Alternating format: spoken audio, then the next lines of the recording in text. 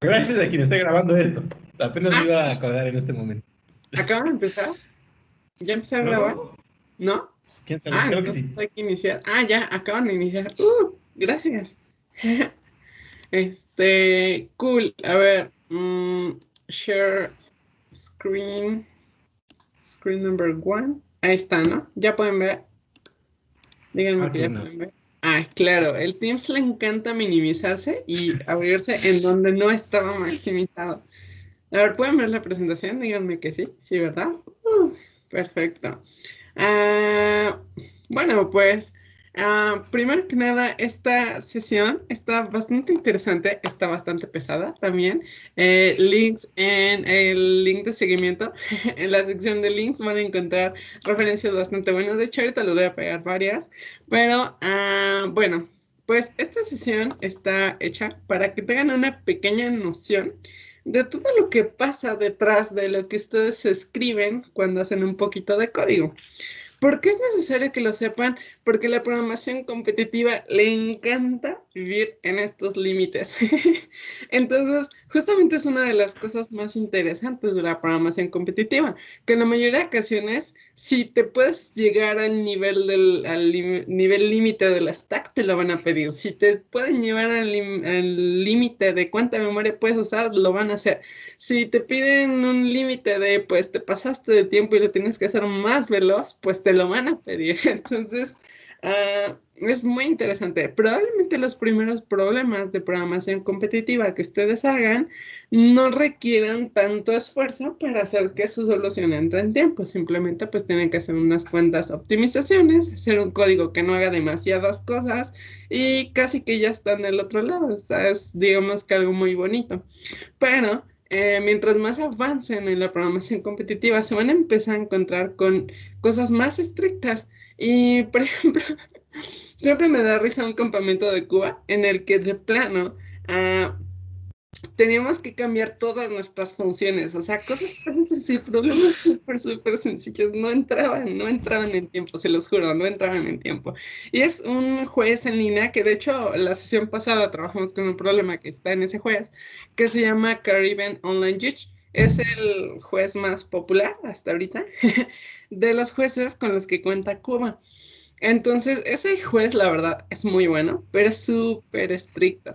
Y eso ha hecho que la mayoría de los cubanos tengan muy buen nivel para optimizar. O sea, todo el tiempo piensan muy optimizado. Y la verdad es que conocen tan bien el lenguaje y tan bien cómo funciona todo a bajo nivel que son muy buenos en eso. Y me acuerdo que una vez le preguntamos a un chavo, oye, ¿por qué esto funciona más rápido que esto? Ah, no, pues mira, ve, ¿te acuerdas de acá? Y empezó a sacarse un buen de cosas de la memoria RAM y cómo es que se mueven los datos entre los buses de datos de la memoria RAM y la velocidad del reloj. No, no, no, empezó a sacar un buen de cosas y nos terminó explicando por qué quedaba al final de cuentas, pero fue como de wow, o sea, conocer cómo funciona todo eso está muy, muy, muy loco. Y bueno, incluí esta pequeña fotito porque está muy buena. Es un microprocesador fotografiado con un lente macro y un tubo de extensión para poder captar como todos esos cromaditos. Se ve muy padre, la verdad. Dije, oh, wow. Obviamente esto ya es un microchip ya flashado, ¿no? Ya es ahí la oleita de silicón ya toda flashada. Pero bueno, vamos a entrar ya de lleno en la llamada. Ok, entre Israel. Oye, ¿por qué todos están pidiendo permiso? A ver, espera, creo que... Sí, espera, yo no inicié la reunión, entonces no está esto de que todo el mundo puede entrar. Listo, ya todo el mundo puede entrar. Y Thank you. detalles de la reunión, déjame copiar el link porque por si alguien no lo tiene, que pueda entrar sin problema. Más nivel, sesión de Teams, acá está. Ya está la sesión. Ahorita les pegamos el de la presentación, ¿sale? Esta cosa se va a restaurar por acá, maldita sea. Cool. Entonces, primero que nada, veamos un poquito sobre las velocidades de las memorias con las que contamos en la computadora. Primero que nada está el disco duro, es el más lento de todos, el HDD. Esa cosa es mecánica, literalmente, ¿no? O sea, es un disquito magnético en el cual una aguja pues va ahí puntando y va levantando y bajando pines, ¿no? Y dependiendo de si están arriba o abajo, significa que es un 0 y un 1. Entonces, básicamente es un disco que está fraccionado y muchas veces son arreglos de varios discos. O sea, por ejemplo, no es nada más un solo disco, sino que son arreglos de varios discos dentro de ese mismo disquito y tienen sectores, tienen un buen de cosas. Pero lo importante es que tienen mucha capacidad, o sea, pueden almacenar muchísima información, pero son muy lentos. ¿Cuál es la siguiente cosa más rápida? Los SSDs. Los SSDs funcionan a base de compuertas NAND. Las compuertas NAND pues ya son, digamos que, una combinación de transistores y cosas por el estilo, que al final retienen carga electrónica en su interior. Literalmente un SSD es eso, o sea, tiene carga electrónica. A diferencia del HDD, que lo que guarda es una posición física que fue modificada con magnetismo, lo cual hace que hasta cierto punto un HDD sea más difícil que pueda perder su información siempre y cuando sepas cómo está escrita. Los SSDs no, los SSDs necesitan a fuerza de corriente eléctrica, no podrías obtener esa información de otra manera. Un HDD, si tal vez fueras un genio y supieras mucho de sistemas de archivos, tal vez lo podrías saber, ¿no? Pero bueno, hay empresas que se dedican a rescatar esos datos, entonces es posible. Luego la siguiente cosa en cuestión de velocidad es la RAM. La RAM obviamente pues es mucho más rápida y aún así no se compara con la velocidad del procesador. De hecho, la mayoría de ocasiones nuestros procesadores son muchísimo más rápidos que la velocidad a la que trabaja nuestra RAM. De hecho, es uno de los factores que alentan mucho a las computadoras de hoy en día, porque si no el consumo energético sería así como que por los cielos, ¿no? Entonces, bueno, la RAM está ahí como en un punto medio conflictivo, pero es muy rápida. Y un punto muy importante, para nada se compara la velocidad de la RAM con el SSD. O sea, el SSD puede ser muy rápido, pero no se compara con la RAM. La RAM sigue siendo una cosa muy veloz. ¿Y por qué? Porque el SSD solamente está preparado para mandar, recibir datos y trabajar, digamos que, pues sí, leyendo y escribiendo datos, ¿no? Pero la RAM está hecha para sincronizarse con el reloj y el trabajo del CPU, lo cual hace que la RAM sea una cosa mucho más veloz que un SSD. Pero tenemos que considerar que el SSD en muchas ocasiones, cuando no hay RAM suficiente, se utiliza como memoria virtual. Entonces, una pequeña parte de su SSD se va a agarrar y se va a decir, ok, esto va a ser memoria virtual donde se van a cargar los datos menos necesarios que no tiene sentido guardar en la RAM. Por ejemplo, si ustedes tienen tal vez, yo qué sé, una descarga o algo por el estilo, que se están guardando datos y datos, pero no los vamos a estar consultando todo el tiempo, no tiene sentido guardarlos en la RAM. Los mandamos al SSD, nada más entran los datos y pues ya, ¿no? No los vamos a volver a ocupar. Cuando se acabe la descarga, cerramos el archivo y pum, ya estuvo, ¿no? Y lo más importante son estas otras memorias que están adentro de su procesador. Esas van incluidas en su procesador. Si algún día en la vida tienen que comprar un procesador, que casi no sucede porque compran laptops ya completas, pero si por alguna razón tienen que comprarlo, no se fijen tanto que en la velocidad, la cantidad de núcleos, así es algo importante, pero lo más importante y lo que más velocidad le va a dar a su procesador son las cachés. Las cachés son memorias que son hiper rapidísimas. La L1 es la más veloz, la L2 es un poquito menos veloz, la L3 es ya como la mitad de veloz que la L2. Pero ¿cuál es la ventaja? Son muy rápidas, pero hablamos de que son memorias de que megabytes, o sea, aquí no existen de que gigas o cosas por el estilo, son apenas megas. Tal vez una caché L3 con muy buen espacio va a ser una caché de 16 megas y de verdad eso ya es mucho, o sea, ya es mucho. Entonces, las cachés son el método de acceso a información más rápida que tiene el procesador, aparte de que obviamente como están incluidas en el mismo circuito integrado, eso las hace accesibles, muy rápidas, muy veloces y bueno, o sea, eso es lo más importante, ¿no? Mientras más caché L1 tengan y más caché L2 tengan, que son las más importantes, van a tener un procesador muy veloz. De hecho, la arquitectura ARM que tienen en sus móviles suelen nada más tener dos cachés. La L3 como que es más de computadora computadoras, no suelen ocuparla tanto los móviles. Y luego están los registros. Los registros ya son así como parte incrustada en el funcionamiento del procesador mismo, está en su arquitectura, pero son la cosa más rápida de la vida. No hay nada más rápido que eso. La L1 ni siquiera le llega a los talones a los registros. Entonces, si se fijan, hay como una pérdida de velocidad entre cada una de ellas, ¿no? Entonces, tener la información lo más cerca de los registros es lo mejor si ustedes quieren una rápida ejecución. Ahora, vamos a ver qué onda, o sea, esto cómo se administra, cómo sé si mis datos están en la RAM, o en la caché, o en los registros, o dónde, ¿no? Bueno, eso depende de para qué objetivo hagan su código. Tenemos el código, ok, va, escribiste un código en C++, pero ahora tienes que elegir un compilador. Regularmente, el compilador se va a elegir dependiendo de cuál sea el objetivo al que quieres llegar. Si quieres que tu código se ejecute y lo administre Linux, entonces probablemente lo mejor sea que lo compiles con G++. Si tu objetivo es correrlo con Windows, pues probablemente lo mejor es que lo corras con MinGW. También lo puedes compilar con Visual C++, que es el compilador oficial de Microsoft para Windows. Pero obviamente el MinGW tiene la ventaja de que pues es libre, es público, puedes ver el código. Entonces casi siempre se utiliza MinGW. Por ejemplo, también si compilan con CLang, eso está orientado a sistemas operativos que vienen de BSD. Por eso es que en macOS suelen utilizar CLang mucha gente, porque pues digo, macOS está basado en Darwin. Darwin es el desarrollo de FreeBSD por Apple. Entonces, esa es la razón por la cual cada compilador tiene como su propia cosa. Pero si se fijan estos tres, son como compiladores orientados a compilar su código a la ejecución de un sistema operativo. Hay otros compiladores que compilan su código directamente a código ensamblador. Por ejemplo, el caso de Intel C++, pues te compila código para que se pueda ejecutar en procesadores de Intel.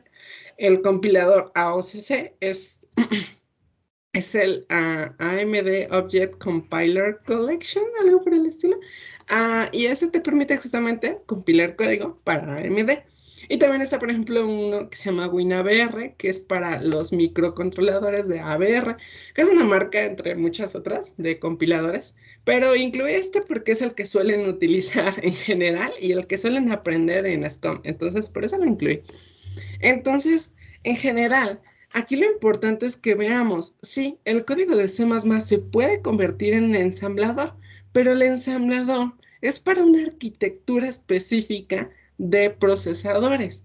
Entonces, si ustedes hacen código para ensamblador, pues sí, está bien loco, ¿no? Uf, saben ensamblador, pero les va a funcionar solamente para ese procesador, ¿no? Si ustedes están trabajando y modificando un kernel o van a compilar un kernel, entonces lo compilan con el compilador de AMD y tienen que compilar su sistema operativo para que jale allá y ya después le construyen software encima que ya corra sobre su plataforma. Por ejemplo, en el caso de MinGW, si quieren hacer aplicaciones MinGW, pues primero compilan su sistema operativo, crean Windows y luego sobre de él construyen cosas. Entonces, bueno, esa es una manera en la que pueden ir viendo cómo funciona su código de C++. Ahora, lo que más nos importa aquí es qué onda con la memoria de programa de todo esto, ¿no? O sea, cómo es que todas estas cosas se están organizando.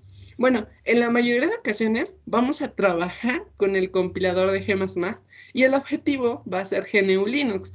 En el caso de CLang, básicamente es lo mismo, con la diferencia de que trabaja un poco diferente, pero BSD pues es un sistema Unix-like, entonces funciona de una manera muy sencilla. Y Windows en su momento quiso hacerlo un poco diferente, pero terminó cayendo en las mismas directrices de cómo se administra un programa. Entonces, aquí, ¿qué es lo importante? A diferencia de si ustedes hacen su código en ensamblador, ustedes van a administrar todo, literalmente todo. ¿Qué está en la RAM? ¿En qué dirección? ¿A dónde la mueven? ¿Qué hacen? O sea, todo ustedes lo pueden determinar. ¿Cuál es el caso? En este caso, Linux tiene un diagrama de cómo va a funcionar tu proceso. Esto ya es más de cómo va a correr tu programa en el sistema operativo, más allá de que funcione de una manera u otra. Entonces, ¿qué es lo que realmente sucede por acá? Tienen una cosa que se le llama heap. Ese heap es una memoria dinámica que el sistema operativo te la da. Es decir, tú le solicitas al sistema operativo y él te la da. Y ustedes dirán, ¿y cómo lo solicito al sistema operativo? Eso lo hace el ensamblador realmente. O sea, bueno, lo hace el compilador realmente, perdonen. Entonces, cuando ustedes declaran un int a, por ejemplo, o declaran un malloc, por ejemplo, ese malloc no va a agarrar y va a tomar la rama así en el lugar que le guste, donde quiera, sino que le va a decir al sistema operativo. Y eso se lo va a decir al sistema operativo porque su compilador hace que la instrucción malloc se reemplace con órdenes hacia el sistema operativo, peticiones, y le va a decir al sistema operativo, oye, necesito tanto de memoria, y el sistema operativo va a decir, a ver, veamos de dónde te la doy. Entonces, el heap en realidad es memoria dinámica, pero que el sistema operativo decide en dónde te la da. ¿Por qué el sistema operativo decide dónde te la da? Muchas cosas detrás de ello, entre de las cuales se puede decir, por ejemplo, en el caso de los SSDs, lo mejor es que el sistema operativo trate de repartir la memoria de forma lo más pareja que pueda para hacer más larga la vida de su SSD, por ejemplo, ¿no?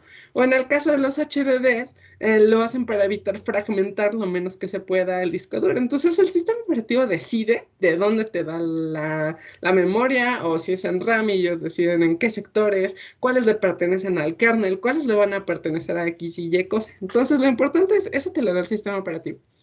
Lo siguiente es la memoria de stack. Esta es con la que más van a lidiar probablemente. El heap es bueno, tienes como que mucha memoria, pero es muy limitada o es más lenta hasta cierto punto. En la mayoría de los casos no van a sentir esa diferencia, pero en la realidad es más lenta. Luego está la parte del stack. El stack es memoria limitada y se utiliza para guardar todos los datos que declaran en una función en forma de una pila. Esto ahorita lo vamos a ver a más detalle, cómo funciona la onda del stack, pero básicamente el sistema operativo decide, ok, a este programa le voy a asignar 1 MB de memoria de stack y todo ese megabyte va a funcionar en forma de una pila para que tú hagas recursiones, declares variables o hagas lo que tú necesitas dentro de una función. De hecho, en el stack es donde viven los llamados scope, que vienen siendo el alcance de una función, el hecho de que tú hagas una función hola y solo lo que declares dentro de hola solamente va a funcionar dentro de hola. Si lo llamas fuera de hola ya no funciona. Justo ahí es donde entra la otra parte, la memoria estática. Esta guarda las variables globales o estáticas. Justamente si tú le pones static var o static int, esa variable se va a guardar en esta pila, en este espacio de memoria. Y ese espacio de memoria es fijo, justamente porque como es estática, no tienes derecho a cambiar ese valor. Y si es global, va a estar siempre en todos lados. Entonces, como son datos que siempre van a estar ahí, por eso se declaran, se ponen en este pequeño espacio. Todas esas tres partes las pone el sistema operativo a la de sí. La otra parte es la parte del código. La parte del código básicamente es una copia de tu código. De hecho, justamente esta parte de copias y cosas por el estilo, las van a ver muy bien y se van a pelear muy bien con ellas, sistemas operativos, cuando vean la cuestión de que hacen hijos y que el hijo luego se comunica con el padre y todas esas cosas, porque el código es uno mismo y lo único que hacen cuando hacen un hijos que copian esta parte. De hecho, muchas de las otras partes se pueden llegar a quedar igual. Y justamente ahí es donde luego se pueden comunicar y cosas por el estilo. Pero al final de cuentas lo importante es una copia del código. Si ustedes hicieron esto en ensamblador, olvídense de todo este diagrama. En ensamblador ustedes deciden qué hacen. De hecho, este diagrama es código en ensamblador que alguien hizo para que el sistema operativo administre de esta forma los procesos. Entonces, lo más importante aquí que vamos a ver es la parte del stack. Y ahorita vamos a ver un poco de cómo funciona el heap. Pero lo más importante es el stack. Digamos que tenemos el siguiente código. Es una forma recursiva de hacer una suma muy mala.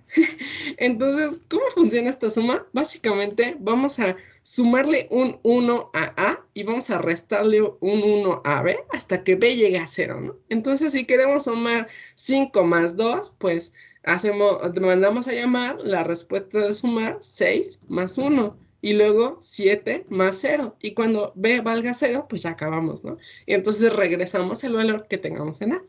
Entonces, digamos que tenemos esto y para simplificarnos la vida vamos a suponer que nuestra pila únicamente guarda, digamos que la línea que estamos ejecutando. Y creo que este error no lo corregí y creo que siempre ha estado ahí. Pero creo que no estamos ejecutando como la línea 15, la línea 13, algo por el estilo. Entonces ejecutamos la línea 13 y lo importante es que se manda a llamar la función suma.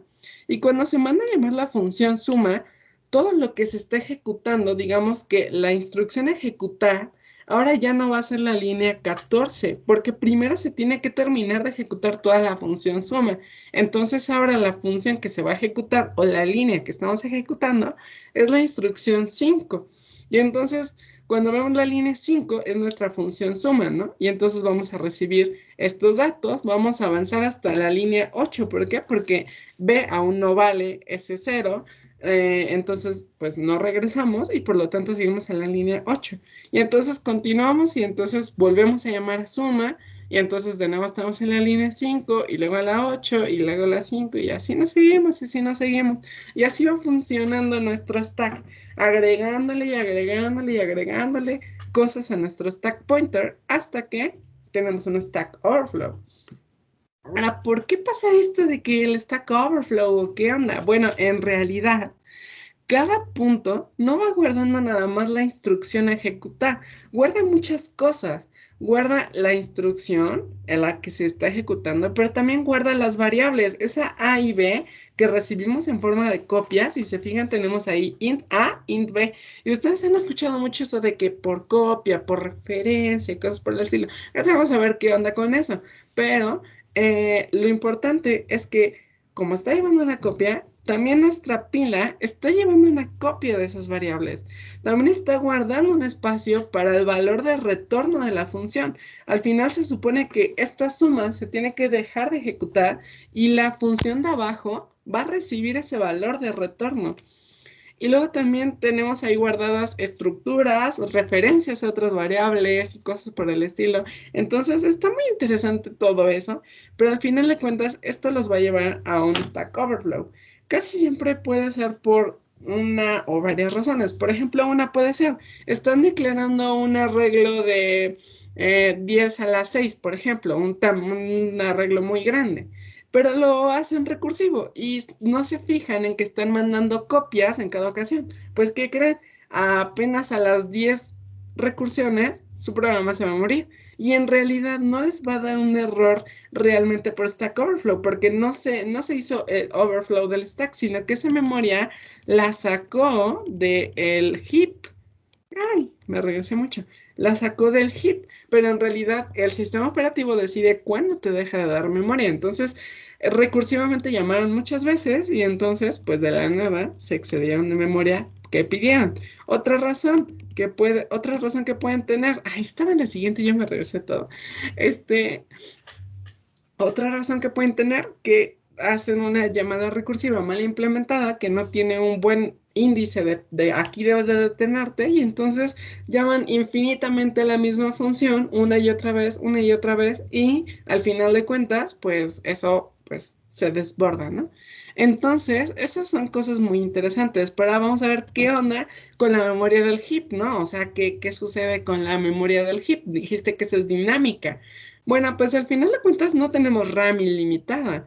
El heap teóricamente tiene un límite de dónde puede estar, pero de hecho el stack, la estática y el código en dónde está, ¿no? O sea, dónde se está almacenando. Pues también se almacena en la RAM, solamente que tiene un espacio definido que el sistema operativo le da. Lo que sucede es que el heap es como de el resto de la memoria RAM y el stack, el static o el code se encuentra en una región específica que le da el sistema operativo a su proceso. De hecho, pueden buscar como ya cosas de sistemas operativos, el ciclo de vida de un proceso, etcétera, etcétera, ¿no? Pero lo importante es que el heap es como el resto de la memoria, ¿no? Entonces, como tenemos el resto de la memoria, podemos simular este pequeño segmento de RAM. ¿Qué es lo importante de este pequeño segmento de RAM? Vamos a poner esta pequeña mallita. Si se fijan, bueno, para simplificar la vida, lo que estoy haciendo es que estoy poniendo direcciones de memoria. No sucede así, pero es para simplificar la vida. Tiene direcciones de memoria, por ejemplo, la 0x0001, por ejemplo, en donde Esa región, si se fijan, al estar cuadriculada, quiere decir que no podemos obtener una dirección en esa posición porque el sistema operativo ya se la asignó a otro programa o a otro proceso, otra cosa que se está ejecutando, lo está ocupando. Entonces, dentro del resto de la memoria RAM, tenemos que buscar un espacio. Digamos que queremos un entero. Si queremos un entero, recordemos que el entero es de 4 bytes, por eso es que aquí que cada casilla la representa con un byte.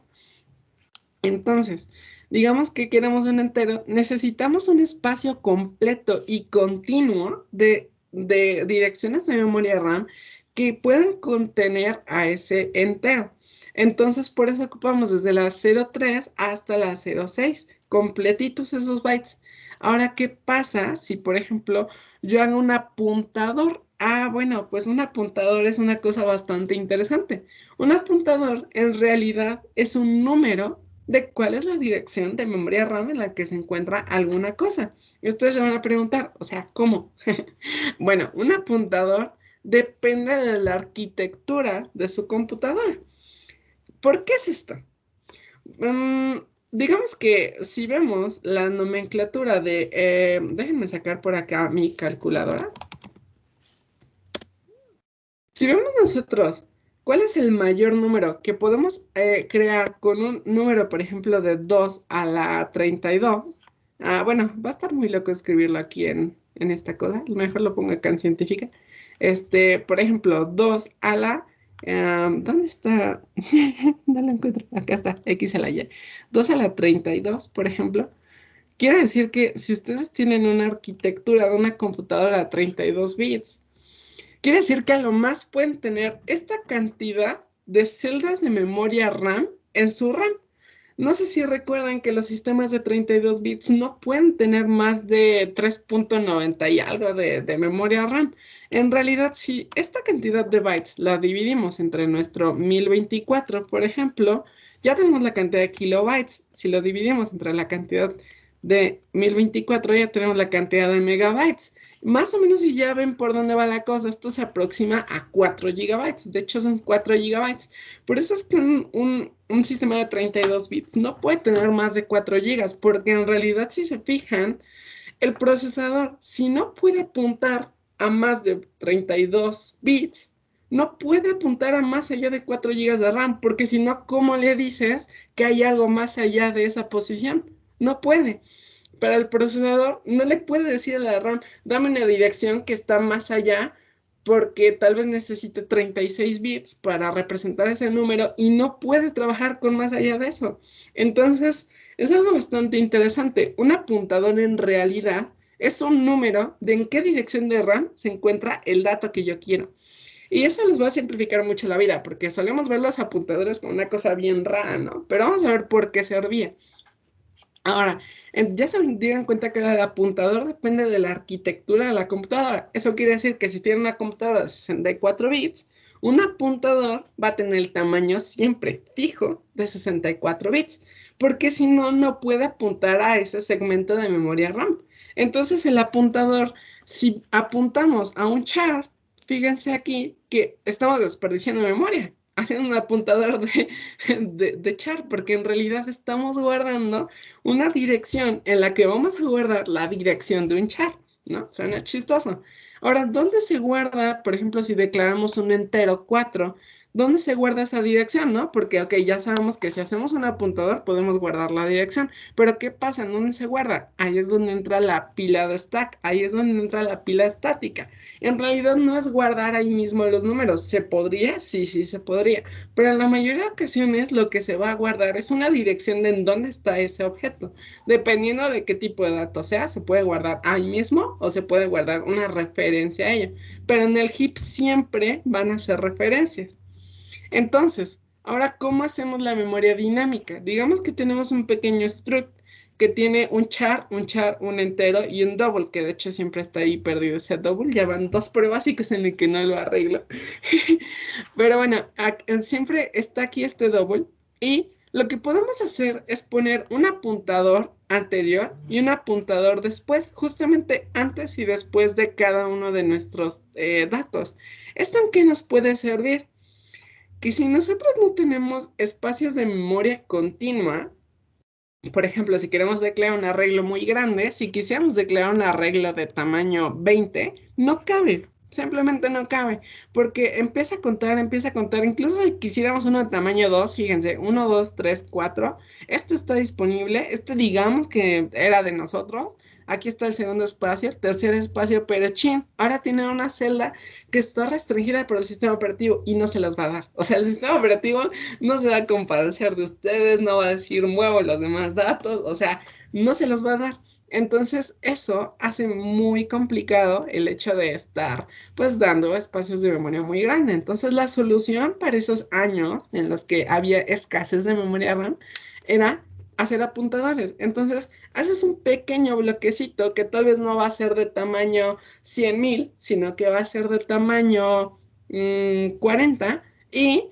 buscas pequeños bloques distribuidos a lo largo de la RAM de tamaño 40 y lo que haces es poner un apuntador de en dónde está el siguiente. Entonces ahí salen, por ejemplo, una lista doblemente enlazada, ¿no? Porque tienes un apuntador que te dice en dónde inicia el siguiente elemento y puedes tener otro apuntador que te diga en dónde inicia el anterior elemento. Entonces, ahí es donde tiene como todo el poder la memoria dinámica, ¿no? Porque la memoria dinámica es como de, tengo mucho espacio, no como RAM. Entonces, eso está muy padre, o sea, tiene muchas utilidades, pero obviamente estar dando brincos a la RAM de esta manera es algo medio loco, ¿no? Porque tenemos que cargar el apuntador, tenemos que cargarlo al procesador para que el procesador sepa en dónde está el siguiente dato y entonces y ya pedir el siguiente dato y así, ¿no?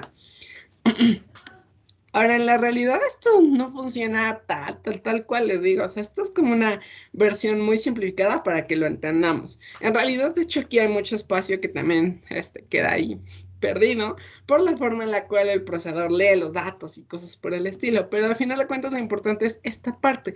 Ustedes van a tener los tipos de datos puestos de esta manera, estructurados, y ahí es donde van a servir los structs. Y ahorita vamos a ver ya qué onda con los structs y qué onda con los apuntadores y la cosa hermosa en C++ que se llaman referencias. Entonces, aquí esta parte es lo importante. Y un dato curioso, si alguna vez se habían preguntado por qué sus USBs de 16 gigas nunca tienen sus 16 gigas, es porque pues sí, el estándar es que el prefijo kilo es decimal y pues no pueden haber unidades binarias cuando son decimales. Entonces, cuando te dicen que tu USB tiene 16 gigabytes es porque tiene 16 por 10 a la 19 bytes.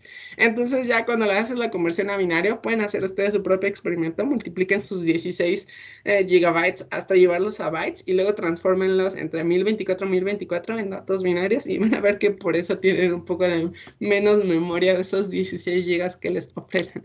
Pero ahora vamos a la sección de codiguito. Entonces, vamos a abrir nuestra consolita. Déjenme cerrar esta cosa de acá. Sí, quería enseñarles un pequeño código, sí, sí, cierto. Les quería enseñar un poquito de cómo funciona el ensamblador. Tengo un amigo que tuvo que hacer un ETS y la verdad, su ETS me encantó porque dije, ¡uy, qué bonito código!, ¿no? Este código está en ensamblador. Ay, ya se me volvió a cerrar el Teams, perdónenme la vida. Acá está. Cool. Lo que tiene muy bonito este código es que tiene una forma en la cual ustedes van a poder ver cómo realmente funciona un poco la pila. Entonces, bueno, esta cosa es como el inicio, ¿no? Pero aquí lo que tiene, todas estas son instrucciones que se le llaman imperativas. Son imperativas porque literalmente van orden tras siguiente orden, tras siguiente orden, tras siguiente orden. Casi siempre así funciona el código ensamblador. Pero lo que yo quiero que vean ustedes es sobre todo esta parte de acá abajo. Después de hacer esta función que se llama carga 1, se ejecuta lo que está dentro de esta bandera que es el loop. Este loop lo único que hace es poner un marcador en lo que le corresponda a la línea de código de este CPI show. Este CPI es una cosa que copia un entero, pero bueno, no nos vamos a meter como tanto en el ensamblador. Lo importante es que se va a ejecutar esta línea y luego va a hacer un salto al loop. Entonces, ¿qué quiere decir esta cosa? O bueno, ¿qué va a hacer? Esta cosa va a ser un branch equal cuando show valga 0. Básicamente estas dos cosas de aquí son un if. Y está muy interesante que vean cómo funciona todo esto. ¿Por qué? Porque esta instrucción lo que hace es que compara show con cero. Si show es igual a cero, va a haber una banderita por ahí dentro de la arquitectura de la computadora que se va a levantar. Y si esa bandera está levantada, entonces la siguiente instrucción que se va a cargar va a ser lo que hay en loop. En caso de que no, va a cargar la siguiente instrucción. Y la siguiente instrucción lo que hace es cargar un pequeño script que hace render. Esta cosa de recall es el equivalente a llamar una función. Ahorita vamos a ver qué es lo que está pasando y podemos ahorita hacer unos pequeños dibujitos para que vean más o menos a qué me refiero. Pero lo importante es, después de ejecutarse esto, va a volver y va a volver a saltar al loop. Si nosotros quisiéramos igualar esto a un cachito de código, Notepad, déjenme abrirla. Si quisiéramos equivaler este pequeño trocito de código, podemos literalmente ponerlo. Ah, miren, me dejen reemplazo este código. Es justamente el que estaba viendo ahorita. Esto es igual a que si ustedes tuvieran un while true en el que se ejecuta un if. Y en este caso tenemos un show igual a 0. Y en caso de que esto se cumpla, entonces hacemos o sea, digamos que le tenemos un continue. Y en caso de que esto no se cumpla, entonces mandamos a llamar a render. Literalmente, esto lo podemos traducir, este pequeño trozo de código, déjenme ver si le puedo poner zoom. Este pequeño trozo de código es equivalente. ¿Y por qué? Si se fijan al final de cuentas, este if es una condicional. Aquí se compara y luego si se cumple, saltan. A algún lado, no saben a dónde, pero saltan. Luego, en el caso de que no se cumpla, continúan con la siguiente función. Pero recuerden que están dentro de un while, entonces después de que se ejecute render, van a volver a saltar al inicio. Y la función que está al inicio es la comparación. Entonces, ¿esto por qué quiero que lo vean así? Porque en realidad así es como funcionan sus códigos. Esta es la manera en la cual funcionan. Y lo interesante es que al final de cuentas, si se dan cuenta, todas las estructuras condicionales son la misma cosa. Todas son la misma cosa.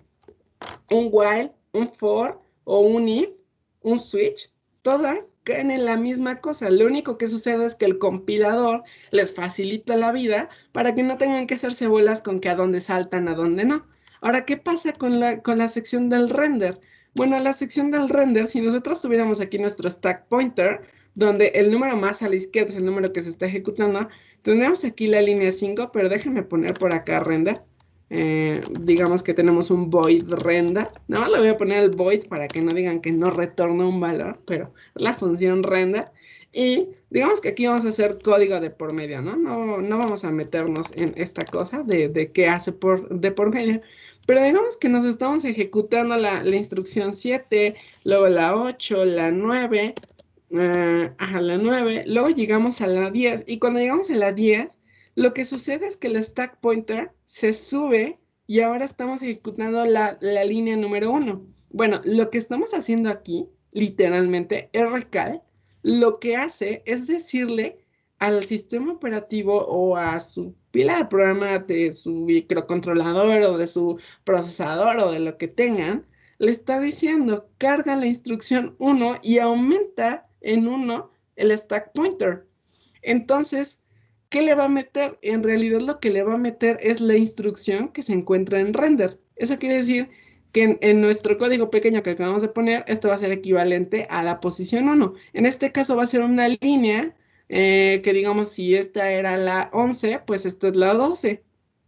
Y entonces le va a meter la línea 12, se va a ejecutar todo lo que está acá, toda la parte del renderizado, que esta cosa renderiza foquitos, y lo importante es que al final tiene esta pequeña instrucción que se llama red.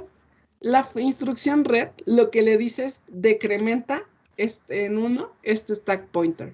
Y si se fijan, estas dos instrucciones que es rcal y red, hacen exactamente la misma cosa que una recursión, porque están aquí, aumentan en 1 en donde se encuentra el render y el return lo que hace es hacer un red. Y ese red en realidad pues lo único que va a hacer es que va a quitar este elemento de ahí y ahora la instrucción que se tiene que ejecutar es la 10. como ya se terminó de ejecutar, ahora va a ejecutar la 11 y la 11 es un salto al if, digo al while. Entonces va a regresar al 6 y así va a continuar. Entonces, esto es algo que quiero que al final tengan como muy en claro, porque al final de cuentas el loop y el while, o sea, bueno, el while es exactamente lo mismo que un for. Al final de cuentas, en código ensamblador va a quedar exactamente la misma cosa. Si hacen un switch, es una cascada de saltos. O sea, en realidad su procesador va a estar por ahí, pum, pum, pum, salto, salto, salto, salto de instrucción. Pero al final de cuentas es eso. Obviamente, aquí es donde entra la parte de la abstracción, ¿no? Todo esto es más fácil de entenderlo si lo vemos en un código de C o de C++, a que si lo vemos en ensamblador, ¿no? En ensamblador vamos a tener que medio estar ahí adivinando qué es lo que hace, ¿no? Esta cosa imprime letritas y cosas por el estilo en una matriz y pone palabras que se van deslizando y cosas por el estilo. Está bonito. Pero al final de cuentas es lo importante. Ahora, ¿cómo pueden ver ustedes el código que se está ejecutando? Déjenme minimizar esta cosa.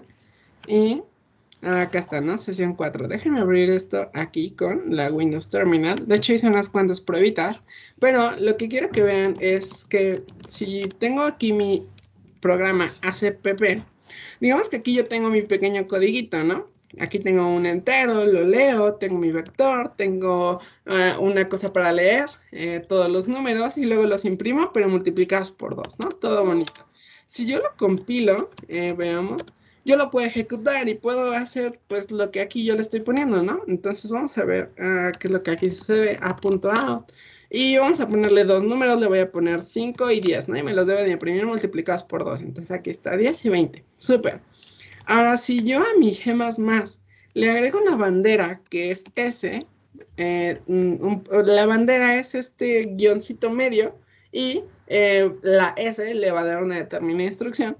Lo que le voy a decir es que yo quiero ver el ensamblador de lo que está escribiendo para el sistema operativo. Si se fijan, no va a ser un ensamblador a nivel yo muevo los registros y yo muevo la caché y yo muevo la RAM. Va a ser un ensamblador a nivel Ubuntu. Va a ser, ok, esto se puede ejecutar por el kernel de Linux. Entonces lo compilamos y si listamos, ya me tengo ahí mi a.s, entonces vamos a ver a.s.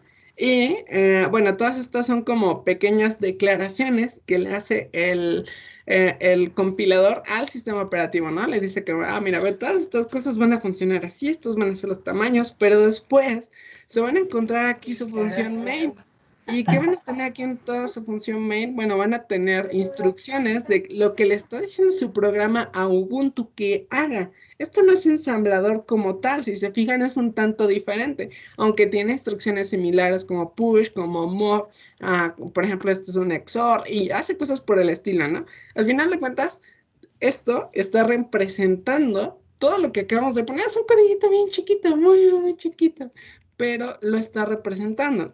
Entonces, todas estas instrucciones que por el momento son muy abstractas y complicadas de entender, están haciendo todo esto. Obviamente, también tienen nombres muy difíciles, ¿no? O sea, por ejemplo, aquí call, y en lugar de que sea call render, como le pusimos en nuestra función, esta cosa le pone nombres del compilador, ¿no? Call-ZNK9-GNU, y le ponen un mega numerote, ¿no? Pero si se fijan, por acá viene una cosa, iterator, y por acá dice st, luego por acá vector, y tiene funciones. O sea, en realidad lo que está haciendo es llamar a los iteradores de auto para que vayan iterando alrededor de todo su, pues sí, ¿no? Alrededor de todo su vector. Está muy interesante, pueden darse como más después el tiempo, pero está muy interesante cómo funciona toda esta cosa en el bajo nivel. Al final de cuentas, ¿qué es lo más importante? Ustedes tienen que ver el momento en el cual eh, todas estas condicionales van a terminar siendo la misma cosa. Entonces, ahorita vamos a ver ya un poco más de las condicionales y vamos a ver qué sucede. Y bueno, acá por ejemplo, este otro es de Intel. Es exactamente igual, compilado con el compilador de G++, solamente que estas instrucciones van a ver que estas ya son directamente mob, o sea, ya no son mobq. Estas ya no le están dando instrucciones, digamos que directamente a Linux. Le están dando instrucciones al procesador. Linux dentro de las cuantas cosas que tienes que puede permitir que un determinado programa se ejecute a nivel assembler más que a nivel, si yo lo administro, ¿no? Pero ya son como cosas del sistema operativo que después ustedes pueden ver. Esa es la razón por la cual mi TT está trabajando sobre sistemas operativos. Me encantan todas estas cositas. Pero, bueno, pues es un sistema operativo. Estamos haciendo una distribución de Linux. Está interesante. Pero bueno, hasta ahorita no puedo creer que voy a hacer esta pregunta. ¿Tienen dudas? ¿No? Ok, súper. Bueno, ya sé que estuvo muy denso todo esto, pero vamos a ver algunos ejemplos y quiero ver algunos programitas de los de Ladder y que con ellos veamos los temas de más que nada de las maneras de optimización. Ahorita vamos a ver qué onda con las maneras de optimización y también vamos a ver qué onda con las referencias y todo eso. Ah, sí, la razón por la cual quería que vieran el código ensamblador es porque quería encontrar en dónde está algún loop, pero creo que hice un loop muy malo. Pero bueno, ahorita les explico qué onda con esa cosa. Ustedes pueden poner por acá banderas de optimización. Por ejemplo, la optimización O2, me parece. Déjame ver cuál es la... G++ Optimization O2. La O2 es la bandera que se utiliza justamente para optimizar los códigos de Codeforces. Miren, vean, vamos a entrar aquí a Codeforces. Ay, a codeforces.com. ¿Esta es la buena? Sí, esta es la buena. Ey, ¿por qué no tienes certificado SSL? ¿Qué te está pasando, Codeforces? Bueno, lo que quiero que vean es que al final de cuentas, ustedes podrían elegir cuál es el stack pointer o bueno, cuánta memoria de stack ustedes quieren. En realidad, que siempre el estándar es 1 mega, pero en realidad no les van a dar chance de elegirlo porque ustedes tienen que mandar el código así en RAW, o sea, completito. Entonces, ellos lo van a compilar. Entonces, ustedes solamente podrían elegir cuánta memoria de stack quieren si ustedes compilaran el código. Déjenme ver aquí en mis submissions, alguna submission, nada más para que vean algún problema. Pues el último fue el del needle que les puse. Estaba bien bonito ese problema, ¿a poco no? Si le damos aquí en Submit Code, van a ver que aquí nos dice cuál es el compilador. Y de hecho, debe estar por acá la nota Codeforces Compile Flags. Debe de haber por aquí un blog, luego sale. Tell your compilation flags. No sé si es esta, pero... bueno, o sea, justamente lo que están poniendo acá son como banderas que le ponen a su compilación, ¿no? Pero hay unas que son estándar por G++, por ejemplo. De hecho, esta es la que estaba buscando, G++ STD, la O2. Claro, pero no le estoy poniendo cuál es el archivo, por eso no la compila. Ahí está, ¿no? Si yo le agrego esta bandera, -O2, lo que va a hacer es que me va a generar un código ensamblador que va a ser un poquito más pequeño de leer, pero vamos a ver realmente qué es lo que está pasando, porque si lo están viendo aquí en ensamblador, va a ser más difícil de ver. Si yo hiciera, por ejemplo, un int, un for, por ejemplo, vamos a ponerlo sencillo, que itera desde 0 hasta 10, por ejemplo, y voy imprimiendo todo esto, cout y le pongo un salto de línea, por ejemplo, lo que en realidad esto se va a desenvolver en el ensamblador, digo, quiero imaginar que ya se están dando una idea, ¿no? Ya viendo todo lo que estaba pasando en el ensamblador, se van a dar una gran idea de qué es lo que está pasando en realidad. Y lo que va a pasar es que, digamos que ustedes tienen aquí una función loop, y luego en este loop van a tener una variable, digamos que antes del loop tuvieran que inicializar una variable. Entonces digamos que hacen una carga de una variable que se va a llamar i y la inicializan en 0, por ejemplo, ¿no? Entonces lo que hacen es cargarle un 0 a una variable i, ¿no? Y luego lo que van a hacer aquí dentro de su loop va a ser que van a tener un montoncísimo de saltos, porque entonces van a tener un incremento de i y luego van a tener un movimiento de i a una determinada dirección, digamos que la 0x, algo así, ahí van a mover i y luego van a conectarse con un despapalle para imprimir. Vamos a llamarla aquí que ya existe una función print i, por ejemplo, o print 0x 652, algo por el estilo, y luego van a hacer su branch, o van a hacer un RJMP, un salto, van a hacer un salto a donde estaba su loop, ¿no? Por ejemplo, en un pequeño código ensamblador. Pero este paso de acá, de hacer salto y volver a incrementar y hacer salto y volver a incrementar, su compilador es muy inteligente, más inteligente de lo que ustedes se pueden imaginar. Y puede que reemplace, si ustedes le ponen banderas de optimización, puede que reemplace todas estas cosas por un 0, imprime ese 0. Y luego le carga un 1, ay, y luego le carga un 1 y vuelve a imprimirlo y luego lo vuelve a cargar y lo vuelve a imprimir. ¿Qué es lo que está haciendo aquí? Se está saltando toda esta parte del loop, se está saltando la forma de la incrementación y de hecho está borrando su bandera y a esta cosa se le llama desenvolver el ciclo. Esta técnica es una de las tantas técnicas que existen para optimización de códigos. Lo que hace lo que hace su compilador es que dice, oye, estás iterando de 0 a 10, eso me va a costar muchas iteraciones. O sea, digo, tal vez aquí digan 2 iteraciones, ¿no? Pero en la realidad esto se traduce en muchas instrucciones, ¿no? Entonces, lo que hace es que dice, ok, bueno, todo esto lo estás haciendo y no estás utilizando la variable i como una variable realmente. Entonces, ¿para qué lo hago? ¿Para qué voy y ocupo memoria de tu stack? Bueno, ya no tengo aquí la presentación, pero ¿para qué voy y pongo una variable estática ahí si lo puedo incrustar en el mismo código? Y hasta al contrario voy a hacer que el código se haga más pequeño. Entonces, eso lo hace su compilador y lo hace con esa pequeña banderita bien hermosa que es guión O2. Esa banderita de guión O2 es con la que compila Codeforces. Eso quiere decir que en muchos casos sus códigos se van a desempeñar mejor de lo que ustedes creen. Entonces, bueno, esto es para que conozcan más o menos cómo funcionan las banderas de optimización. Si se quieren meter más a detalle de todo eso, les recomiendo meter a Olvera, por ejemplo, para compiladores que le encanta meterse en ese tipo de cosas detalladas. Pero pues no lo vamos a poder ver a tan fondo en ninguna clase de SCOM, en ninguna lo van a ver a tan fondo, pero si les gustan los compiladores es algo muy interesante. Si les gustaría trabajar alguna vez en Flutter, les recomiendo muchísimo que pues aprendan este tipo de cosas porque Flutter es el compilador Soy fan de Flutter, de verdad. Tiene cosas detrás, he estado leyendo tantas cosas que hace que digo, wow, está muy loco. Ya entendí por qué Ubuntu va a usar Flutter como su compilador, digo, como su plataforma para creación de aplicaciones de Ubuntu. Está muy chido.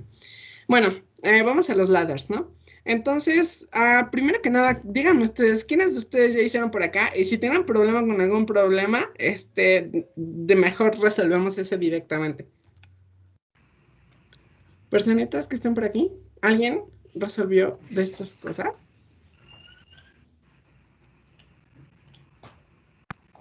Nunca. No, pero es que la dejamos, ¿no? La dejamos la sesión pasada. ¿Nadie se metió? Yo creé mi cuenta, pero no hice ejercicio. Yo Ok, creé 12, bueno, yo hice 2 ejercicios y en el segundo me atoré. Beautiful Matrix. Sí, eso. Yo en el sexto me atoré. Cool. El sexto es amor. Hay mucha gente que se atora en eso. Sí. Bueno, pues ahora vamos a resolver el 2 porque es el primerito que estaba. Entonces, ok, bueno.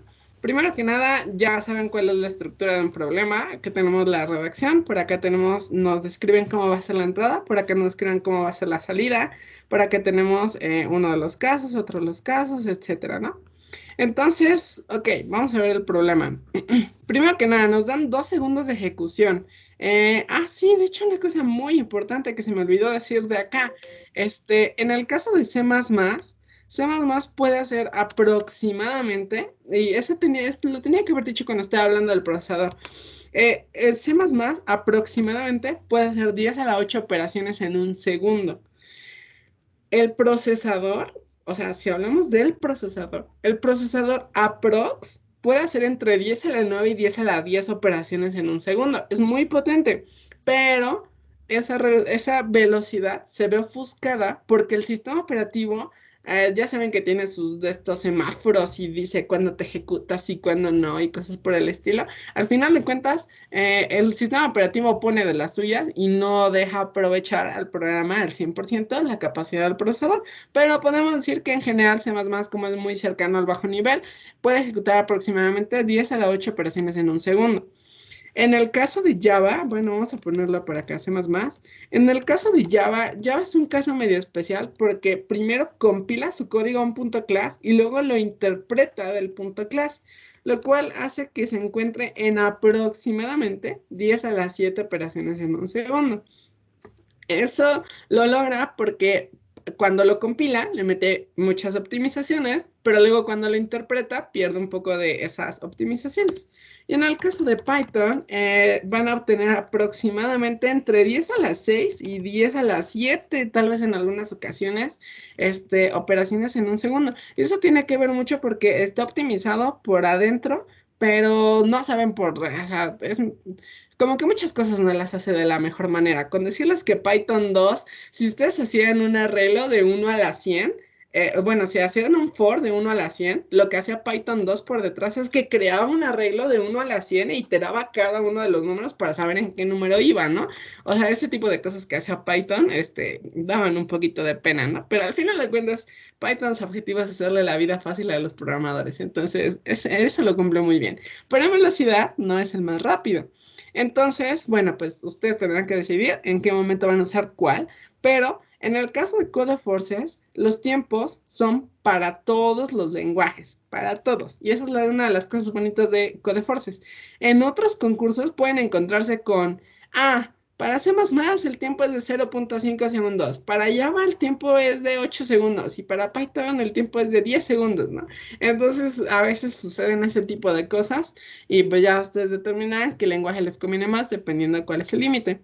Lo siguiente punto es la memoria, no se pueden pasar de esta memoria. Y bueno, aquí vienen las instrucciones, ¿no? Ok, ya, entramos al problemita. Tenemos una matriz de 5 por 5, no nos dice de qué, ¿no? Pero dice que consiste de 24 ceros y un único 1. Eso quiere decir que de 5 por 5 tenemos 25 elementos, ¿no? Solamente uno va a ser un 1.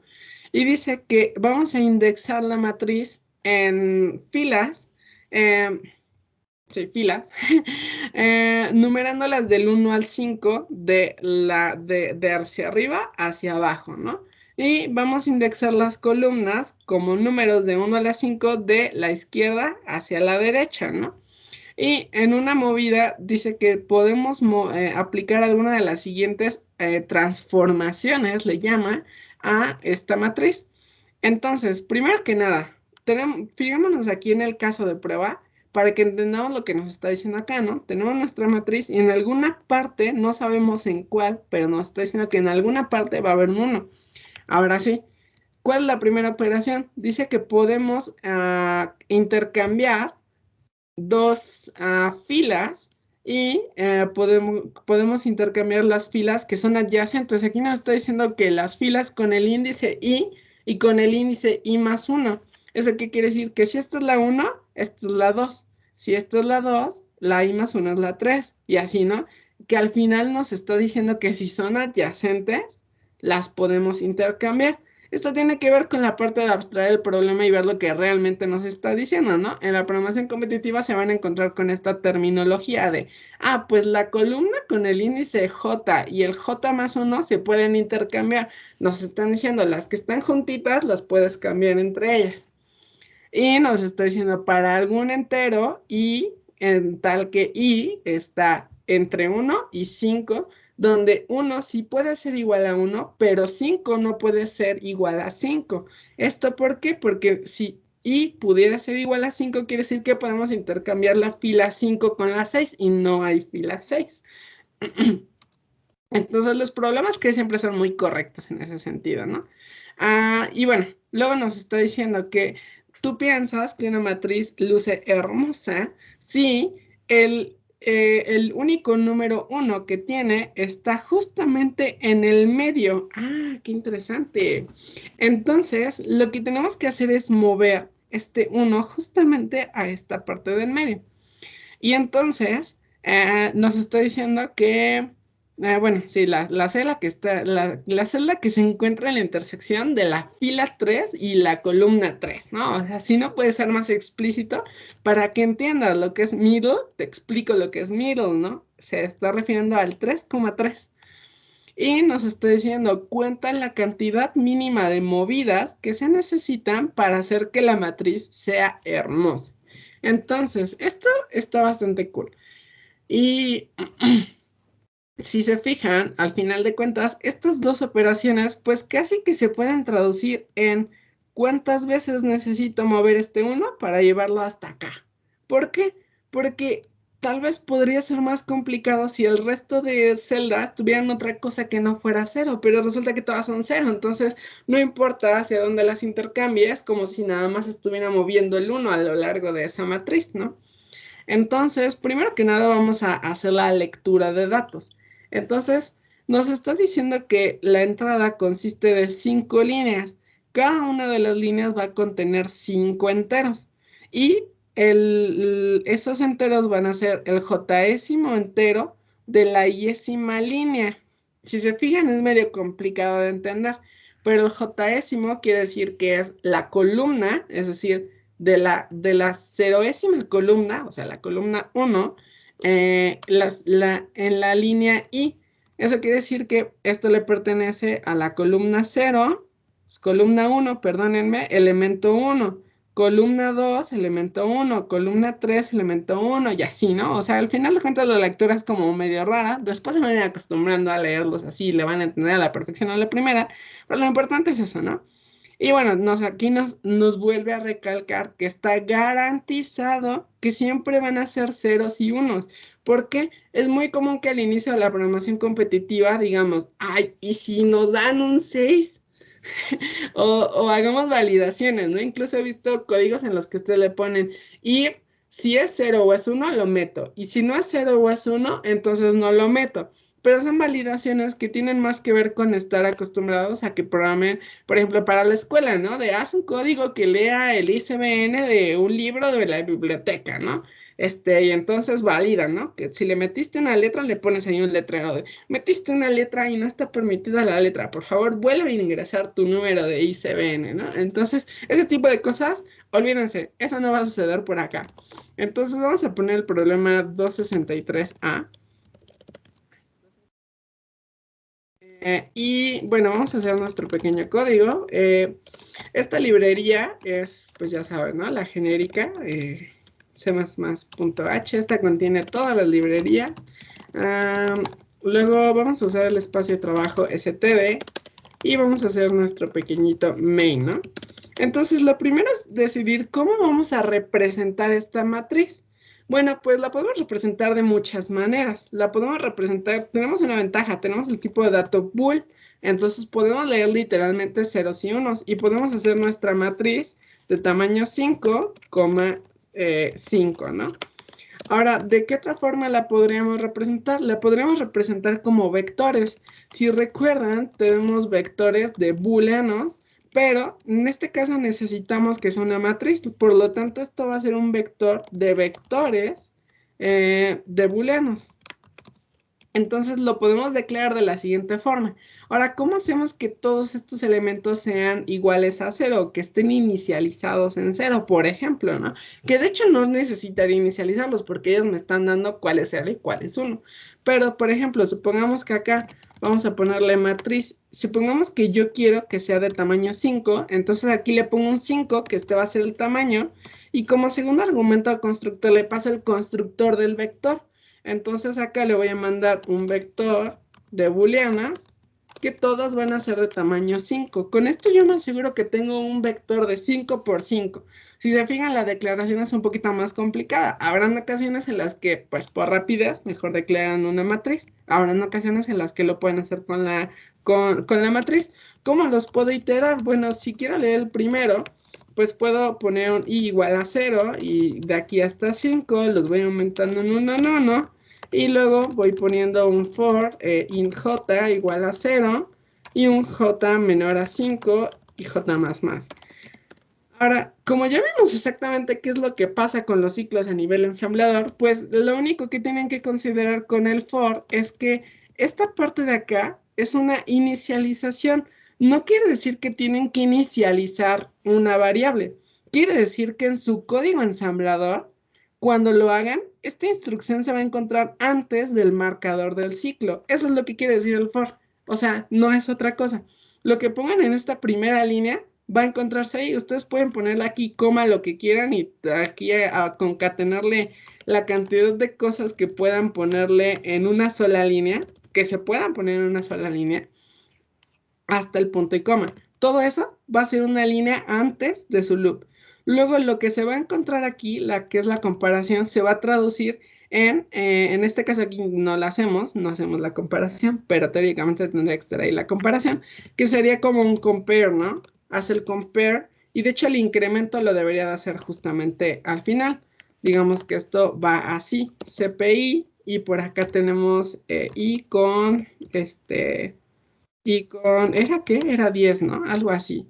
Y por acá debemos de tener un branch lower equal. Ajá.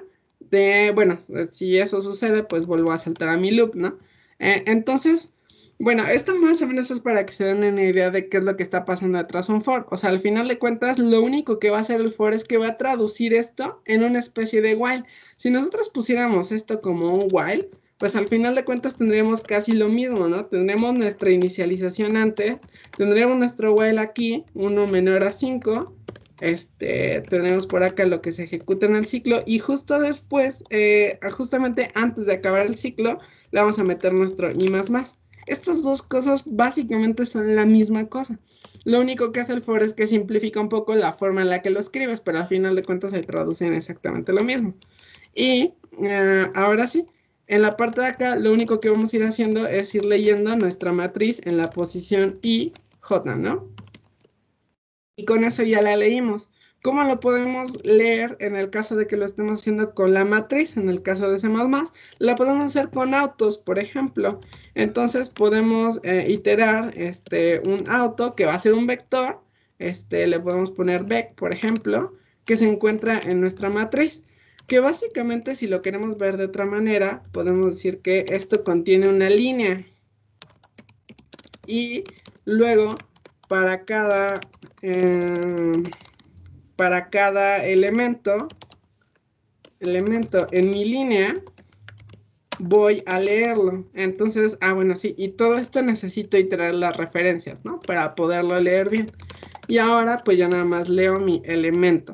De las dos formas yo lo puedo hacer, no importa de cuáles de las dos formas yo lo quiera hacer, pero obviamente la más tradicional es leerlo con la matriz. Ahora también yo puedo agarrar y agarrar y leer directamente mi matriz, por ejemplo. Entonces aquí yo le puedo poner I y J directamente, porque el vector tiene esa posibilidad de que puedas acceder directamente a esa posición de memoria. Entonces vamos a ver cómo es que sucede esto y vamos a comparar tantito una lectura de la otra. Y lo más importante, déjenme copiar esto. Y vamos a imprimir por acá qué es lo que está habiendo ahí, ¿no? Para que veamos que hayamos leído los datos bien. Eso yo diría que es algo de lo más importante. Vamos a ponerle aquí un espacio y por acá vamos a poner un salto de línea. Todo esto nada más es para que se imprima bonita, digamos que de alguna manera. Y ahora vamos a ver una cosa bien bonita que es el redireccionamiento de datos. Ustedes, bueno, creo que ya les había enseñado qué era eso del redireccionamiento de datos, pero pueden hacer un archivo a.in, por ejemplo. Bueno, vamos a ejecutarlo primero, ¿no? Vamos a compilarlo. El 263.a.cpp. Ahí está nuestro problemita. Vamos a ver si compila. Debería de compilar. Ya compiló. Cool. Ahora, para ejecutarlo le ponemos punto diagonal a.out. Siempre es el archivo. Esto ya lo habíamos hecho. Y ahora para ejecutarse nos está pidiendo datos, ¿no? Nos está diciendo, oye, me dijiste que me ibas a dar una matriz de 5x5. Dámela. Entonces la podemos copiar y con clic derecho directamente la pegamos. Entonces la pegamos. Y aquí ya nos la imprimió de nuevo, ¿no? Tal vez lo hubiéramos puesto por ahí un saltito de línea para que se distinga, ¿no? Entonces se lo ponemos nomás para que se distinga cuál es la que le pegamos y cuál es la que imprimió, ¿no? Entonces aquí ya se la ponemos, la pegamos de nuevo y ahí está, ¿no? La imprimió. Eso quiere decir que ya leímos bien los datos. Les recomiendo por los amores de todos los cielos que siempre, sobre todo si están iniciando la programación competitiva, lean sus datos e impriman sus datos. Nunca procesen antes. O sea, antes de resolver ese problema, vean que están leyendo bien los datos, porque si no les puede pasar que los estén leyendo mal, no saben por qué les funciona su problema y cuando ven, al final los estaban leyendo mal. Entonces, bueno, esa es una de las formas en la cual lo podemos hacer, ¿no? Ahora podemos comentar esta de acá arriba y vamos a descomentar la de la matriz. Y ahora vamos a cambiar esto por matriz, ¿no? Entonces lo vamos a checar y vamos a ver que funciona exactamente igual, ¿no? ¡Oh! ¿Qué está pasando? Wow. ¿Hasta dónde viene el error? Viene desde súper arriba, ¿no? Estoy tratando de leer una referencia de la matriz. Is stream, basic stream, and bool reference. Wow, esto va a ser un fail en vivo porque no sé realmente qué es lo que está mal. ¿Tú sabes qué es lo que está mal? Yo sé lo que está mal, pero no quiero decirlo. Dilo. Me escucho. Un punto y coma, creo. No. Sí, es un punto y coma. A ver, piénsalo. A ver. Le puse 2 puntos. No funcionó. A ver, dilo. Vas, Oscar. Este es el momento. C++ es un lenguaje muy bonito. C++ no es perfecto, como las personas. Nadie es perfecto. Y la respuesta correcta es que un vector de booleanos no funciona como tú esperarías que funcionara. Básicamente porque un vector de booleanos, si ocupara un booleano de manera normal, haría un booleano por byte. No haría eso para evitarte espacio. Por lo tanto, hace una cosa medio rara con manejo de bits. Y como hace eso, ocupa una máscara. Y como hace eso, sacar una referencia de esa cosa no se puede porque es temporal. Entonces, no la hagas. Entonces, es un error demasiado complicado para explicarle que me sentiría cómodo haciendo. No lo pensé cuando hice el vector de booleanas, pero tienes toda la razón, sí. Es que sí, es mucho desperdicio de memoria, porque si le meten pragma a su código, el booleano va a medir un byte completamente, un byte completo. Y nada más va a ocupar el bit menos significante para determinar si es 0 y 1, pero esto es mucho desperdicio de memoria. Entonces, como no se compila regularmente con pragma, sí, o sea, hace una máscara de bits en la que si un número entero valdría, por ejemplo, 8 bytes, utiliza cada uno de esos bytes, ¿no? Que es lo que está haciendo realmente. Entonces, no hay una referencia en la cual podamos leer completamente ese número. Pero si lo hacemos con enteros, sí que puede, porque los enteros están así completitos en cuestión de memoria.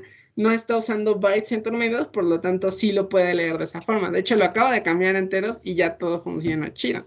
Bueno, nada más es para que tengan en cuenta. De hecho, creo que nunca había hecho de leer una matriz de booleanos, Pero no bueno, lo hagan. Así funciona más o menos, ¿no? Que igual muchas personas, cosas de las que hacen es que pues, van leyendo y van haciendo pushbacks y cosas por el estilo. Es otra forma en la cual pueden llenar sus matrices, pero es un poquito más engorroso, lo ocupan en diferentes formas, sobre todo cuando tienes que llenar matrices de matrices, como que hacer pushbacks no es la mejor de las opciones. Pero bueno, al final de cuentas lo importante es que sepan que esto se puede leer así. Bueno, en este caso, esta parte de abajo no va a funcionar entonces porque tampoco podemos obtener referencias a los booleanos, pero con enteros sí que va a funcionar. Pero bueno, ya no nos distraigamos tanto en imprimir y ver diferentes formas de declararlo. Veamos un poquito más de qué onda con la lógica del problema, que es la parte interesante.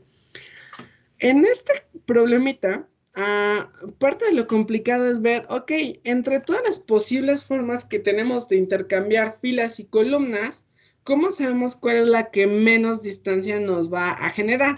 Y analicémoslo. Si intercambiamos esta columna, esta fila con la primera fila, la segunda fila con la primera, ¿nos conviene realmente? Porque a mí no se me haría muy conveniente, porque necesitas llevarla al centro, ¿no? O sea, de ese 1 necesitas que llegue hacia el centro y si la sacas hacia afuera, pues como que no conviene. Entonces a mí me da la impresión de que siempre este 1 lo tenemos que mover hacia el centro, es decir, de la línea 2 nos conviene intercambiarla con la línea 3, pero también nos conviene de la columna 5 intercambiarla con la columna 4 y la 4 luego con la 3. Y si se fijan, eso es como que algo muy curioso. Porque si se fijan, esto me suena como a la distancia Manhattan, ¿no? ¿Conocen cuál es la distancia Manhattan? No, ¿cuál es? La distancia Manhattan, bueno, vean Manhattan sobre el cielo.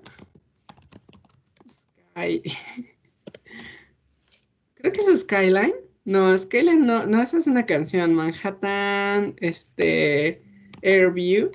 Ahí está, ¿no? Si ven Manhattan, Manhattan es una ciudad, vean lo cuadradísima que está, o sea, vean aquí, por ejemplo, los parques y todo eso.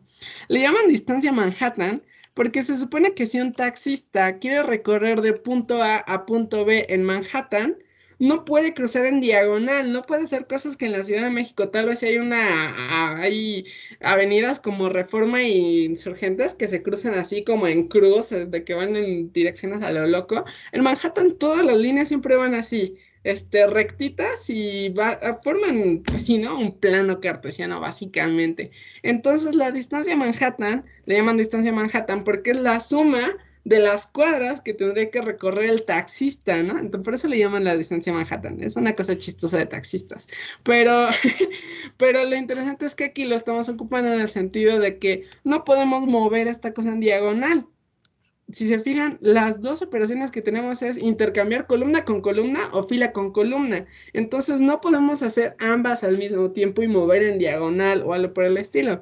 Lo cual quiere decir que tenemos que recorrer uno hacia abajo y luego tres opciones, o sea, uno, dos y tres para poder llegar a ese centro, si se fijan. Entonces, uno es para moverlo hacia abajo y ya que lo tenemos en esta columna, luego otro para moverlo a este cero y otro para dejarlo en el centro y al final son tres operaciones las que tenemos que aplicar para llegar y de ahí sale el output.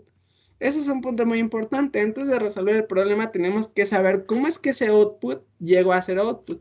¿Alguien está pidiendo una manita? Sí, yo. Ah, Una pregunta, ¿no se podría, o sea, como no solamente el output es un número de la distancia, no se podría simplemente hacer la resta entre X y Y hasta 3, básicamente? justamente. De hecho es algo bastante interesante, pero por eso primero quería hacer la lectura de datos del problema. Porque Ah, si ok. se fijan, de hecho ni siquiera necesito leerlo como matriz. Solamente necesito saber en dónde estaba el uno. Y eso es algo súper bonito e interesante de este problema. Porque al final de cuentas yo me puedo ahorrar toda esta parte de acá abajo de sobreleer la matriz. Y de hecho también me puedo ahorrar la matriz como tal. Solamente necesito la respuesta. Entonces vamos a poner aquí la respuesta, pero primero vamos a ver el último caso de prueba. En el último caso de prueba, si se fijan, aquí está el uno y acá está el centro. Entonces con que intercambie esta columna con la siguiente columna, ya puedo llegar. Entonces, si yo logro sacar la distancia Manhattan, que es la suma de las diferencias en X más la suma de las diferencias en Y, pues básicamente ya encontré la solución, ¿no? Entonces, eso es algo que está bastante interesante, está muy bonito y pues está muy sencillo de programar. Entonces, vamos a programarlo y básicamente vamos a poner aquí una booleana, vamos a poner is zero, is one, vamos a ponerle. Y vamos a leer aquí ese dato. En lugar de leer la matriz, vamos a ponerle acá is one. Y vamos a hacer la condicional. Si is one, o sea, si es un 1, entonces quiere decir que ya encontramos cuál es el lugar en el que estamos. Y de hecho es en la posición IJ. En este caso yo no las declaré desde 1, aunque el problema dice que era 1 porque estaba leyendo los datos. Pero yo lo puedo hacer. Yo puedo agarrar y declarar esto iniciando en 1, que este sea igual, este que sea en 1, este que sea en igual. Y pues ya nada más aquí hago la condicional, ¿no? Bueno, saco la respuesta. Si esto ocurre, entonces quiere decir que mi respuesta va a ser la diferencia absoluta entre 3 y la posición I en la que me encuentre. Y esto se le va a sumar a la diferencia absoluta. La absoluta, ¿para qué se la ponemos? Para que se eliminen los negativos. Y entre 3 y J, ¿no? Entonces, teóricamente esto nos debería dar la respuesta y vamos a imprimir directamente nuestra respuesta al final de este pequeño trocito de código. 263, punto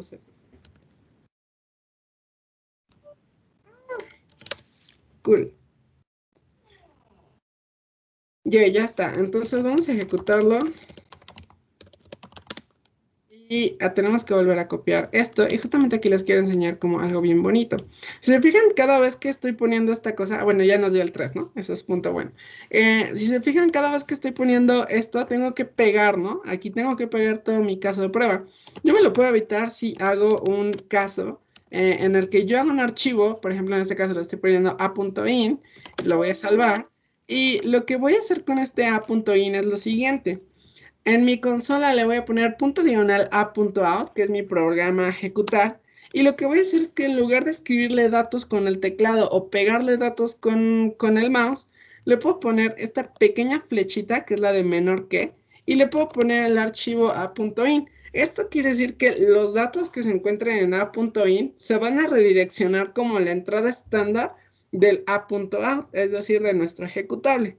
¿Esto en qué nos sirve? Pues en que cuando son casos muy largos no tenemos que estar pegue y pegue y pegue y pegue, sino simplemente lo ejecutamos y ya no nos pone todo esto porque ya no lo pegamos, sino que directamente nos pone cuál es el resultado. Entonces eso pues está bonito, es algo que deberían de aprendérselo para el futuro y bueno, vamos a ver que esté de 1 y ya dio 1, ¿no? Entonces vamos a ver si esto funciona, vamos a hacer el submission. Entonces aquí le dan en Submit, eligen aquí su lenguaje de programación. Yo por defecto tengo Gema más 17. Y por acá debe de estar nuestro codiguito en sesión 4. Aquí está. Y el problema es el 263A. Entonces vamos a hacer el Submission a ver si nos da. No sé. Ya está en la cola, aquí nos está diciendo el veredicto, dice que está corriendo el caso prueba 1, 2 y ya lo aceptó. Entonces, tenemos nuestro primer codiguito aceptado. Entonces, ya saben cómo funciona el ladder, ya no se pueden quejar de que no les enseñamos cómo usar el ladder ni Codeforces. Entonces, lo importante es, vienen, le dan un clic aquí al problemita, lo leen, ya saben más o menos cómo hacer declaraciones y cómo hacer este tipo de condicionales. En este caso, por ejemplo, algo que no mencioné, para quienes no sepan qué onda con eso, es que este if se ejecuta cuando algo es verdadero, ¿no? Pero al final de cuentas aquí lo hicimos una booleana, entonces aquí le estamos diciendo que lea un 0, 1, no, un 0 es igual a falso y diferente de 0 es igual a 1. Digo, es igual a verdadero. Entonces yo lo puedo hacer así como is1 o lo puedo hacer como es igual a 1, ¿no? En ambos casos va a funcionar de la misma manera, nada más es como para que lo tomen en cuenta por si llegan a ver ifs que solamente tienen como argumento una única cosa. Entonces aquí yo le puedo pegar, por ejemplo, en mi caso, y me va a dar exactamente lo mismo. También lo puedo hacer de diferente manera. Como recuerden, un entero, pues al final de cuentas, un if, la condicional va a ser si es verdadero, pero si yo nada más le dejo así la variable, les digo es igual a 0 o diferente de 0. Entonces, si yo dejo esto, me va a dar exactamente lo mismo, aunque esté comparando en entero, ya sé que suena medio raro, pero aún así va a dar lo mismo. Déjenme pegarlo. Ahí está el 1. Y si metemos el caso anterior del a.in, me va a dar el 3. Yo puedo incluso cambiar, vamos a editar el a.in, y en lugar de ponerle 1, le voy a poner un 9 para que vean que la condición es diferente de 0. Entonces vamos a compilarlo, vamos a meterle exactamente el mismo caso. Y la respuesta sigue siendo 3. Entonces eso nada más es para que lo toman en cuenta. Cuando se habla de enteros, no está hablando de que si es 0 o si es 1. Nada más está checando si es 0, es falso. Si es diferente de 0, entonces es verdadero. Y pues ya, a ver. Creo que ya no nos da tiempo a hacer más problemitas, pero estuvo bien con los problemitas que tocamos. Creo yo que ya pudieron resolver su primer problema de Codeforces. Entonces, ahora su tarea es vayan a los ladders, porque casi nadie lo hizo y de verdad, ya se los dijimos. Al final de cuentas, todo esto de la programación competitiva tiene que ver con la práctica. Entonces, vayan y practíquenlo. Ya saben cómo compilar. Tienen los videos, se los estamos subiendo a YouTube, entonces lo pueden volver a consultar. Entonces ya saben cómo compilarlo. Acaban de ver cómo se sube a Codeforces y ya están viendo más o menos cómo se resuelven los problemas. Entonces, vayan y sigan resolviendo la lista. A ver si puedes terminar, compañero, que estaba con el 6, con el de Lights Out. Si no, la siguiente sesión lo vemos. Está muy bueno ese problemita. Pero bueno, vayan resolviendo. Yo esperaría que de mínimo se puedan resolver. O sea, que es hoy para mañana. O sea, de mínimo se pueden resolver hasta el problema 10 sin ningún problema. Así, de que ahorita acaba la sesión y media hora se ponen a codear y 30 minutos para resolver 10 problemas. Y yo creo que les sobra o chance y una hora, pónganle ustedes. Pero de todas maneras, son muy poquitos problemas. Porque casi todos estos 10 problemas no tienen que, no son tanto de lógica, no son un reto como el de la aguja o como el de el que puso Oscar de las piedritas y cosas por el estilo. Estos que son todos problemas de que los leen, entienden lo que está pasando y lo programan y ya. No tienen que pensar tanto en maneras o algoritmos o estructuras para usar para resolverlo. La mayoría lo van a poder resolver de forma muy, muy fácil. Entonces, bueno, no sé si hayan preguntitas o cosas que quieran mencionar. Oscar, ahora sí casi no te tocó hablar. No te preocupes, mañana yo me encargo también de mover un par de cosas. Uy, cuidado. Pero un montón. Cool. ¿Hay dudas o preguntas o cosas que les gustaría saber? ¿No? Cool. Yo una pregunta rápida. Ajá. Sí. En el caso de CIN en C++, eso se maneja como una variable, ¿no? O sea, en sí eso es una variable o una función que regresa una variable. CIN. Ajá, para sí. manejar el input. Porque ahorita ¿Quieres? estaba Entendería a qué se intentando... Sí, es que ahorita Sí, estaba de entrada y salida de intentando datos. hacer CIN como si CIN era igual a 1, pero me decía que pues CIN no estaba declarado, entonces asumí que es una función que regresa un valor, ¿cierto? Ok, ya entendí, ya entendí. Sí, en este caso sí, Sein es como una función que está sobrecargada, es una función muy bonita, pero esta cosa de Sein viene en realidad en una librería que se llama hashtag include IOStream, que fue la que utilizó Oscar en la ocasión pasada, Input Output Stream. En esa librería es en la que se encuentra esta función de Sein, pero aparte, esta función de Sein se encuentra dentro de un espacio de trabajo que se le llama estándar. ¿Por qué?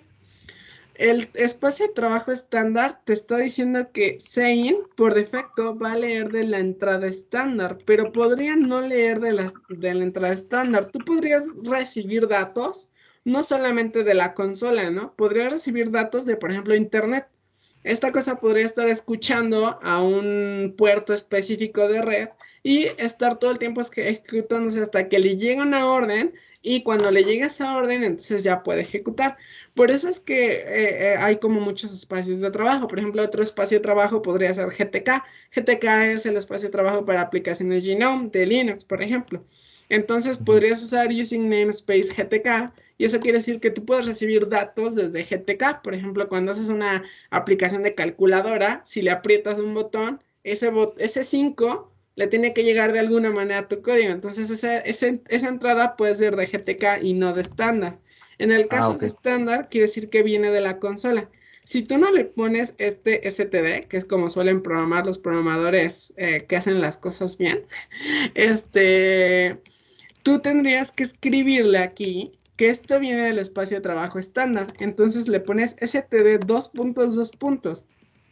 ¿Esto qué significa? De estándar, busca la función llamada sein. Y lo mismo tendrías que hacer para en el caso de cout. Le tendrías que poner estándar, cout y endl también se encuentra en estándar. Entonces le tendrías que cambiar a std endl. Si no haces eso, no se va a ejecutar. Por ejemplo, aquí lo corro y sí se va a compilar porque lo está encontrando en std. Pero déjame quitárselo, se lo voy a quitar. Y si yo no le pongo este std, por ejemplo, si se lo quito y nada más le dejas sein, te va a decir que quién sabe en dónde está. Tal vez puede que ahorita nos diga, tal vez si estás hablando de std, ¿no? Pero mira, ve, aquí nos está diciendo sein no está declarado. ¿Acaso te referías a std sein? Así como de quizás hablabas de la estándar, ¿no? Tal vez hablas de otra, pero yo creo que hablas de la estándar. Entonces es algo que te puede llegar a pasar. Eso funciona más que nada por la cosa de C++, que son espacios de trabajo, pero Sí, si tú no le agregas esta línea, tú le tendrías que poner a todo STD 2 puntos. En la programación competitiva le agregamos esta línea porque todo lo que usamos es estándar. Sí, en el caso de grandes compañías suelen usar diferentes espacios de trabajo, por lo tanto está prohibidísimo usar esa línea de que todo el programa utiliza la STD, sino que ahí a cada cosa le tienes que poner estos de la STD, estos de GTK, estos de tal cosa. Digo, ya sabes, ¿no? Cosas de la programación competitiva que te puede ahorrar. Y por ejemplo, si le dejas esa línea, no te sobra decirle en qué espacio de trabajo estás trabajando. Por ejemplo, esto va a seguir compilando y va a seguir corriendo. Compila porque no le sobra que le digas que estás usando STD, pero sí le falta si no se la pones. Entonces, pues nada más es eso, para que tengan una idea de por qué lo lee o por qué no lo lee. Órale. Ok, muy bien, muchas gracias. Cool. ¿Más preguntitas que hayan? Les dejo aquí el codiguito.